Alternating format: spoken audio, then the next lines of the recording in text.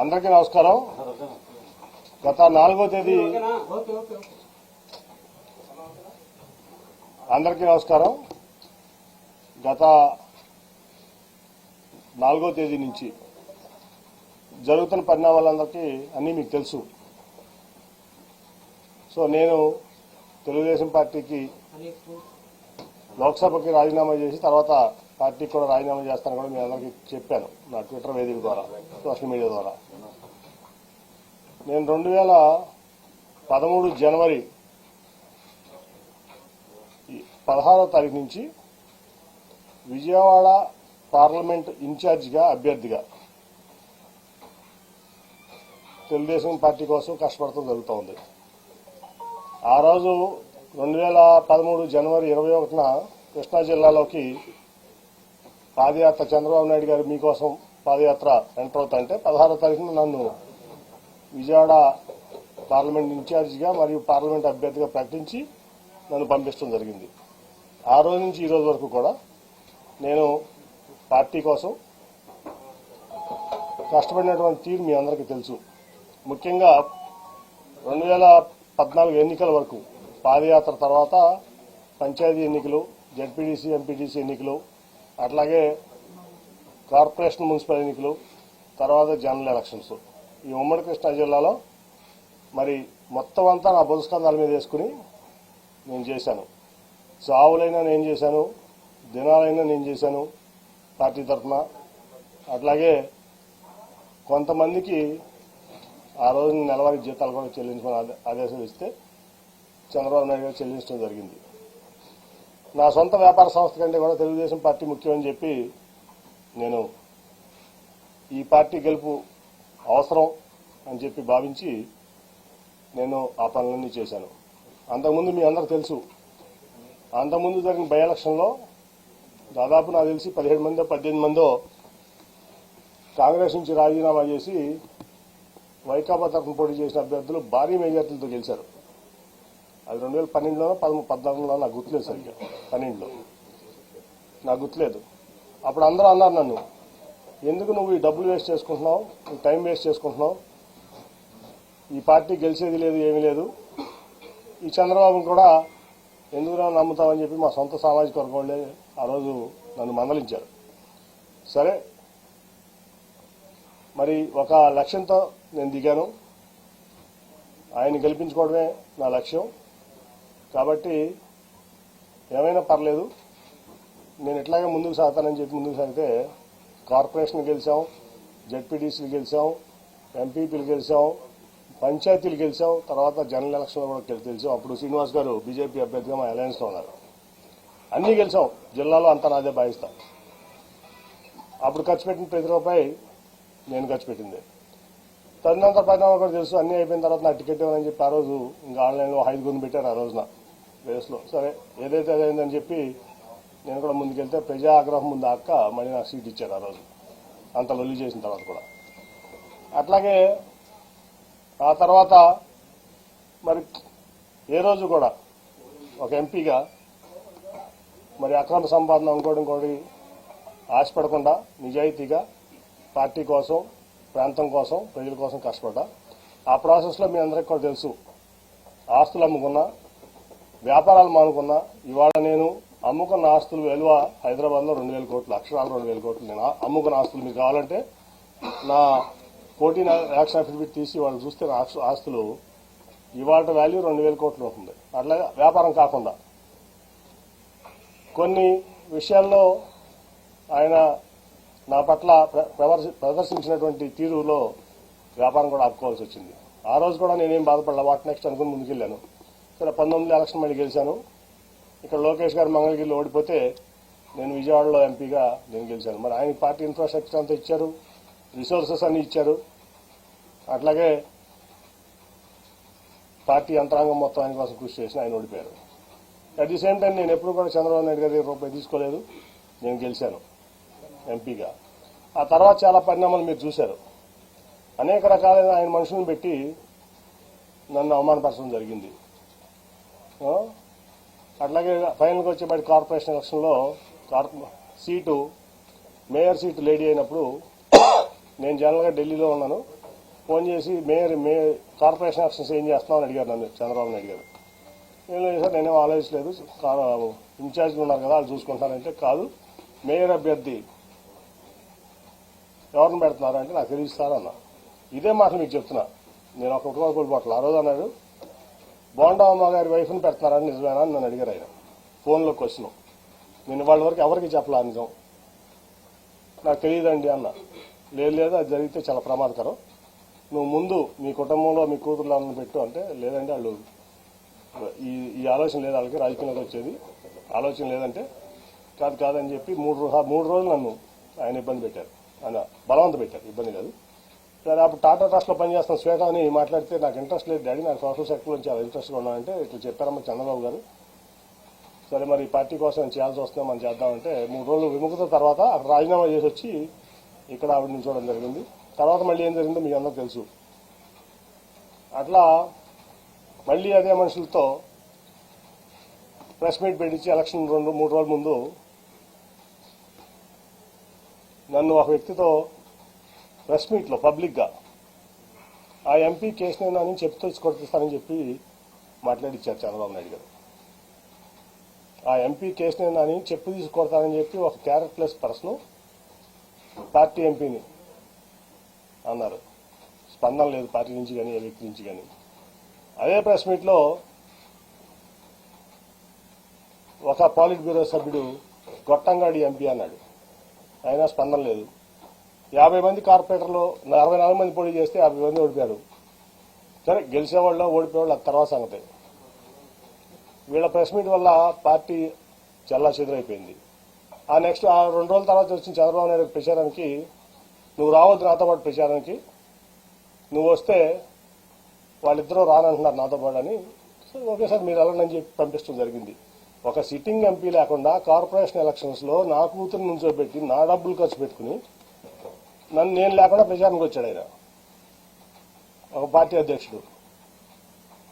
అట్లాగే అంతకుముందు మీకు అసలు యాక్చువల్గా చెప్పాల్సింది ఏంటంటే, రాబిన్ శర్మ టీము నేను నెట్టనారాయణ గారు కూర్చుంటే వచ్చి, సార్ మన పార్టీకి 5 సీట్ల కంటే ఎక్కువ రావట్లేదు ఎలక్షన్లో, దీనికి అసలు మరి ఏం చేస్తారో తెలియదంటే, నువ్వు ఆ రిపోర్ట్ ఎక్కడ బయటికి పెట్టమాక, మీరు నెట్టనారాయణ గారు సాక్ష్యం దీనికి, నువ్వు ఆ రిపోర్ట్ ఎక్కడ బయట పెట్టమాక, నేను చూసుకుంటాను. ఆల్రెడీ రంగంలో ఉన్న 64 మంది నీరు గారిపోతారు, చాలా ఇబ్బంది పడతారు, సెల్ఫ్ కాన్ఫిడెన్స్ కోల్పోతారు, అసలు ఎక్కడ బయట పెట్టమాక నేను చూసుకుంటానని చెప్పి నేను ఫండ్ చేసి, ఏ ₹1 పార్టీ కానీ ఆడ ఇన్ఛార్జ్ కానీ ₹1 ఒక క్యాండిడేట్కి మొత్తం నేను ఫండ్ చేసి నేను నుంచోబెట్టి నేను గెలిపిస్తే వీళ్ళు మొత్తం చెడగొట్టారు.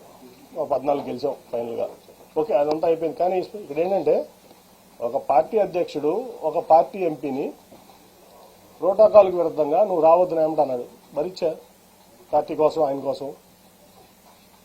ఒక పార్టీలో ఉన్నటువంటి పాలిట్ బ్యూరో మెంబరు ఒక 5 పదవులు ఉన్నటువంటి వ్యక్తితో చెప్పు తీసుకొస్తానని భరించా.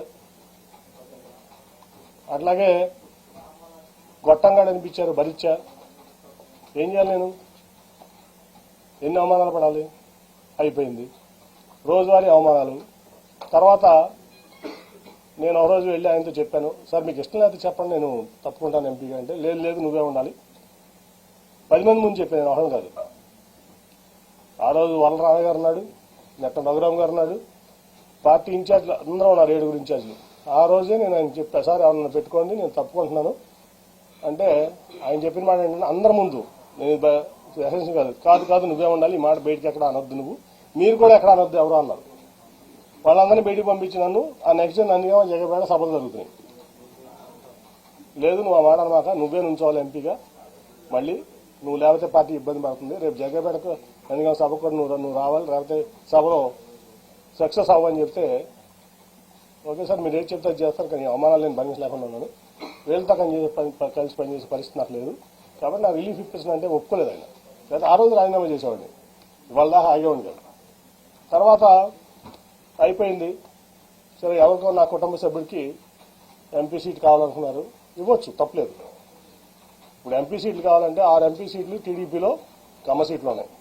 విశాఖపట్నం, రాజమండ్రి, ఏలూరు, విజయవాడ, గుంటూరు, నర్సాపేట. ఈ జనరల్గా తెలుగుదేశం పార్టీలో ఎప్పుడు కమ్మాసే పోటీ చేస్తారు. సరే అక్కడంటే భరత్ నాడు కుటుంబ సభ్యుడు వైజాగ్లో ఓకే. మురళీమోహన్ గారు ఖాళీ చేసినటువంటి రాజమండ్రి సీట్ ఉంది. అలాగే నాగండి బాబు అంటున్నటువంటి ఏలూరు సీట్ ఉంది. ఇటు పక్క గుంటూరు గల్లా గారు పోటీ చేయాలంటున్నారు. అటు పక్క నర్సరాపేటలో అభ్యర్థులు అక్కడికి వచ్చు కదా. ఇక్కడ తీసుకొచ్చి ఇన్ఛార్జ్ అందరికి ఇతర ఎంపీ అని చెప్పి నాకు చెప్పకుండా, నాకు కమ్యూనికేషన్ లేకుండా ప్రోటోకాల్ వైలేట్ చేసి ఎక్కడా కూడా నేను ఎక్కడికైనా వెళ్తే వాళ్ళు పార్టిసిపేట్ చేయకుండా, అతను వెళ్తే పార్టిసిపేట్ చేస్తూ రాష్ట్ర అధ్యక్షుడు అచ్చెన్నాయుడు కూడా నన్ను సభలకు ఆహ్వానించిన సభలకు అతను వెళ్తాడు. చెప్తే నేను మానేసేవాడిని, ఆ రోజు మానేసేవాడిని. అట్లా తిరువురు సభ మీ అందరూ తెలుసు. ఆ తర్వాత ముగ్గురిని పంపించారు, ఆలపాటి రాజా గారిని, నెట్టం రఘురామ్ గారిని, మన కొనకొండ నారాయణ గారిని. ముగ్గురు పెద్ద మనుషులు, గౌరవప్రదమైన వ్యక్తులు. పాయింట్లు ఏంటంటే 3 పాయింట్స్ దీంట్లో. లోకేష్ గారు, నేను అతనికి అప్పచెప్పా కదా సభ బాధ్యతలు, నాని అన్న ఎందుకు ఇంటర్ఫియర్ అయ్యాడు అనేది లోకేష్ గారు అన్నారు మాతో. అంటే నాకు ఎవరు చెప్పారు, నాకు అఫీషియల్ కమ్యూనికేషన్ ఉందా, లేకపోతే మీ ముగ్గురు అతను చెప్పారా అతను వస్తున్నాడని కానీ అతనికి అప్పచెప్పారని కానీ. పొద్దున్న టెలికాన్ఫరెన్స్లో అచ్చెన్నాయుడు గారు చెప్పారంటాను. నేను టెలికాన్ఫరెన్స్లో ఎప్పుడు లేను ఈ పార్టీలో. ఏ రోజు నేను టెలికాన్ఫరెన్స్లో ఉన్నో, జూమ్ కాన్ఫరెన్స్లో ఉన్నో, నేను పార్టీ ఇంటర్నల్ మీటింగ్లో ఉన్నాను. ఎందుకంటే అవన్నీ వేస్ట్ అని నా అభిప్రాయం. సో నేను లేను. కనీసం మీరు ముగ్గురు చెప్పారు కదా. ఆ రోజు ముందు రోజు ఆలపాటి రాజా గారును రఘురామ్ గారు నాకు ఫోన్ చేసి మీరు వస్తున్నారంటే నేను వస్తున్నానని చెప్పాను. ఎందుకంటే అధినేత వస్తున్న సభకు నేను రాకుండా ఎట్లా ఉంటాను, మీరు అయితే రేపు సన్నాహక సభకు ఏర్పాట్లు చేయాలి, మీరు గైడ్ చేయాలని రెండు అంటే వెళ్ళా. ఆ రోజు కూడా అప్పుడు తెలియజేసి నేను వెళ్ళేవాడిని కాదు. వెళ్ళిన తర్వాత రౌడీ మొక్కలతో నన్ను కొట్టించాలని చూశారు. మా వాళ్ళందరూ కలిసి అడ్డం పడి నన్ను రక్షించుకున్నారు. పోలీసులు కూడా చాలా యాక్టివ్గా ఉండి నన్ను రక్షించుకున్నారు. అంటే నా కుటుంబంలోనే చిచ్చు పెట్టి నా కుటుంబ సభ్యుడితోనే నన్ను కొట్టించాలని కూడా మరి లోకేష్ గారు ఎందుకు అనుకున్నాను నాకు అర్థం కాల. నేనేం చేశాను, ఈ పార్టీకి ద్రోహం చేశాను, నేనేం తప్పు చేశాను? 9.5 ఏళ్లలో నేను చేసిన తప్పు ఒకటి చూపించండి. పార్టీ పట్ల కానీ, విజయవాడ పట్ల కానీ, విజయవాడ ప్రజల పట్ల కానీ. ఎందుకు నన్ను ఇట్లా చేస్తున్నారు? ఎందుకు నన్ను అవమానపరచాలనుకున్నారు? మీరు జైల్లో ఉంటే నేను మీకు అండగా లేనా? మీ కుటుంబానికి అండగా నిలబడ్డా కదా. సో ఇవన్నీ చూస్తే చంద్రబాబు మోసగాడని చెప్పి ఈ ప్రపంచానికి తెలుసు. కానీ ఇంత పచ్చి మోసాలు చేస్తా, దగాలు చేస్తా, కుటుంబాల మధ్య చిచ్చు పెడతా ఈ రకంగా చేయడం అనేది భావ్యం కాదు. సరే, ఆ రోజు రాజీనామా లేక సబ్మిట్ చేస్తా అని చెప్పి ఇవాళ మెయిల్లో పంపిస్తా స్పీకర్ గారికి. అట్లాగే నా పార్టీ రాజీనామా లేక కూడా అది పంపించగానే ఇది కూడా పంపిస్తాను. అట్ ది సేమ్ టైం మర్యాదపూర్వకంగా మన ముఖ్యమంత్రి గారిని కావడం జరిగింది.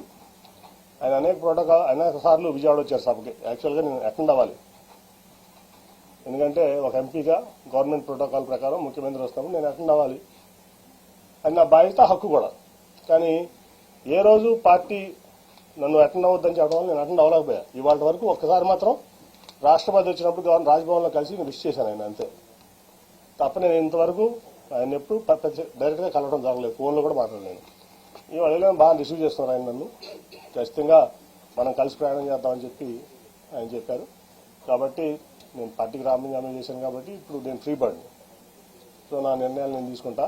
ఒకటైతే గ్యారంటీ, చంద్రబాబు నాయుడు అనే వ్యక్తి పచ్చి మోసగాడు, దాంట్లో డౌటే లేదు. ఈ రాష్ట్రానికి పనికిరాని వ్యక్తి అతను.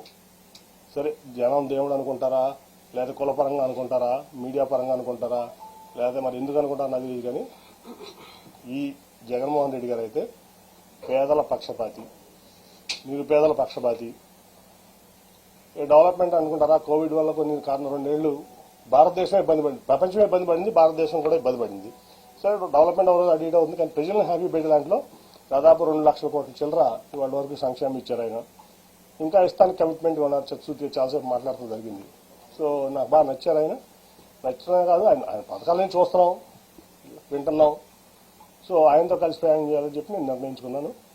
వన్స్ నా రాజీనామా ఆమోదం పొందగానే నేను పార్టీలో చేస్తాను. నేను ఒకటండి, నేను 2014లో కూడా చంద్రబాబు గారిని టికెట్ అడగల. ఎప్పుడు కూడా ఆయన గేట్ ముందు నుంచున్నా, డోర్ ముందు నుంచున్నా, నేను ఎప్పుడు చంద్రబాబు టికెట్ అడగల. 19 అడగల. అట్లా నేను ఆయన కూడా ఎప్పుడు టికెట్ అడగల. నాకేంటంటే నాకు విజయవాడ అంటే పిచ్చ ప్రేమ. మీ అందరికీ కూడా తెలుసు అది ఆ విషయం. విజయవాడ అంటే పడి చచ్చిపోతాను నేను. నాకు కావాల్సిన విజయవాడ డెవలప్మెంట్, విజయవాడ ప్రాంత ప్రజలు మంచి చేయడం. అందుకే టాటాను తెచ్చిన, గట్టిగా గారిని కాళ్ళు పట్టుకుని నువ్వు వద్దు చంద్రబాబు నాయుడు గారు ఆఖరికి విమానాశ్రయం కూడా నేనే చేసింది. ఎందుకంటే ఆయన 5,000 ఎకరాల్లో ఇక్కడ కట్టుకుందాం అంటున్నాడు ఈ నాగార్జున యూనివర్సిటీ దగ్గర. సార్ అది అవ్వదు. తర్వాత ముందు ఒక మన మినిస్టర్ కూడా, మన మినిస్టర్ ఉన్నాడు సివిల్ ఏవియేషన్, సెంటర్ ఒప్పుకుంటుంది జైట్లీ గారు వాళ్ళు. అంటే నాకు సపోర్ట్ ఆ రోజు వెంకయ్యనాయుడు గారు, శ్రీనివాస్ చౌదరి గారు, లేకపోతే ఆ ఎయిర్పోర్ట్ కూడా ఉండేది కాదు. సో ఆయన మా విజయవాడకి నిజం చెప్తున్నా, మీరు కూడా మీరు ప్రెస్ కాబట్టి మీరు కూడా తీయండి. 2014 నుంచి 19 వరకు విజయవాడకి ఒక 100 కోట్ల రూపాయలు చంద్రబాబు నాయుడు గారు స్టేట్ గవర్నమెంట్ ఇచ్చింది చూపించింది. నేను తీసుకొచ్చిన సెంట్రల్ గవర్నమెంట్ ఇచ్చాను, ఇంక్లూడింగ్ టాటా ట్రస్ట్ కానీ ఏదన్నా కానీ. అరుణ్ గారికి తెలుసు టాటా ట్రస్ట్ అంత చేశాను మేము ప్రాంతంలో అన్ని విలేజెస్లో. అలాగే ఫ్లైఓవర్స్ కానీ ఏదన్నా కానీ అది నేను కేంద్రం నుంచి తెచ్చింది. ఆయన ఒక 100 చెప్తా, ఆయనకి విజయవాడ పట్ల చిత్తశుద్ధి లేదు. ఆయన ఏంటంటే షాజహాన్ తాజ్మహల్ కట్టాడు, నేను అమరావతి కట్టాను. షాజహాన్ తాజ్మహల్ కట్టాడు కదా, ఎవరు కట్టారు తాజ్మహల్ అంటే షాజహాన్. అమరావతి ఎవరు కట్టారంటే చంద్రబాబు నాయుడు కట్టాలని. ఇది తప్ప విజయవాడ పట్ల ఆయన చిత్తశుద్ధి లేదు, నాకు తెలిసి ఎప్పుడు. అది ఒక 100 కోట్లు కూడా 2014 నుంచి 19 వరకు విజయవాడ అభివృద్ధి కోసం చంద్రబాబు నాయుడు ఇచ్చింది లేదు, చేసింది లేదు. నేను మొదటి నుంచి చెప్తున్నా. నేను ఆయన చెప్పేవాడిని, sir Vijayawada is a reality, Vijayawada is a reality. Amaravati is your dream which has to be converted into a reality. అది అవ్వదు సార్. గిఫ్ట్ సిటీ కట్టారు ప్రధానమంత్రి గారు, ఇంకా చాలా ఇబ్బంది ఉంది అక్కడ. ఎకానమీ అంటే అప్స్ డౌన్స్ ఉంటాయి. ఒక ఢిల్లీ వదిలిపెట్టి, ఎన్సీఆర్ వదిలిపెట్టి, అహ్మదాబాద్ వదిలిపెట్టి, బాంబే వదిలిపెట్టి, పూణే వదిలిపెట్టి, చెన్నై, బెంగళూరు, హైదరాబాద్, కోల్కతా వదిలిపెట్టి అమరావతి ఎందుకు వస్తారు సార్? ఎవరన్నా దేనికి వస్తారు? ఇవన్నీ అవ్వవు సార్. ముందు విజయవాడ, గుంటూరు ఇవన్నింటినీ చేసుకున్నాం మనం అని చెప్పి ఎన్నో సందర్భాలు కన్ఫరెంట్ అయ్యాను. కానీ ఫస్ట్ టైం నేను ఎంపీని, నీకేం తెలియదు అని చెప్పి నన్ను తోసేవాళ్ళు. ఓకే, నా పని నేను ఏదో సెంట్రల్ గవర్నమెంట్ తెచ్చుకున్నా, నా విజయవాడ కోసం చేసుకున్నా. ఓకే, నేను హ్యాపీ, నా విజయవాడ ప్రజలు హ్యాపీ. నన్ను వాళ్ళు ఓన్ చేస్తున్నారు, వాళ్ళు నేను ఓన్ చేసుకున్నా. రెండోసారి యాంటీవీలో కూడా నన్ను గెలిపించారు. దానికోసం నేను కష్టపడుతున్నాను, ఇంకా కష్టపడతా. సో నేననేది ఏంటంటే, నేను ఎప్పుడు ఆయన్ని టికెట్ అడగలా, ఈయన్ని టికెట్ అడగలా. సో నేనైతే జగన్ గారితో సెయిల్ చేద్దామని చెప్పి నిర్ణయించుకున్నా. సెయిల్ చేస్తాను, ఆయన ఏ బాధ్యత చెప్తే అది చేస్తాను. సార్ మీతో పాటు టీడీపీలో సిట్టింగ్ ఎంపీలు చాలా మంది పోటీకి దూరంగా ఉన్నారు, ఎందుకంటే మిగతా ఎంపీల గురించి తెలియదు కానీ విజయవాడ పార్లమెంట్లో అయితే టోటల్గా 60% టీడీపీ ఖాళీ చేసేస్తాం, దాంట్లో డౌట్ లేదు.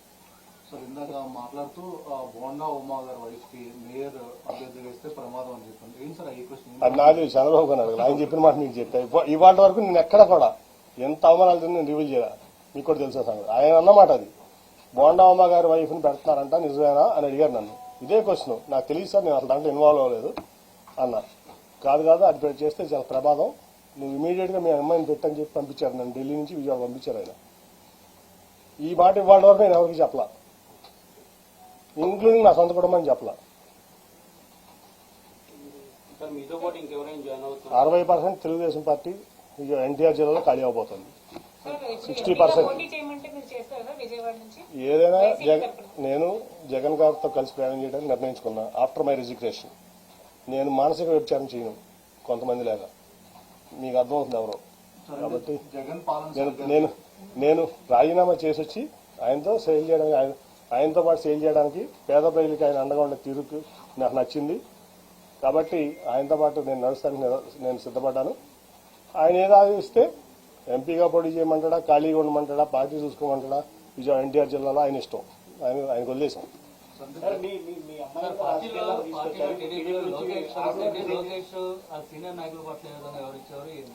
సార్ అవన్నీ చెప్పను, ఒకటైతే చెప్పనా. ఇప్పుడు లోకేష్ గారు పాదయాత్ర ఏంటంటే ఏం రైట్ ఉందని పాదయాత్ర చేయడానికి?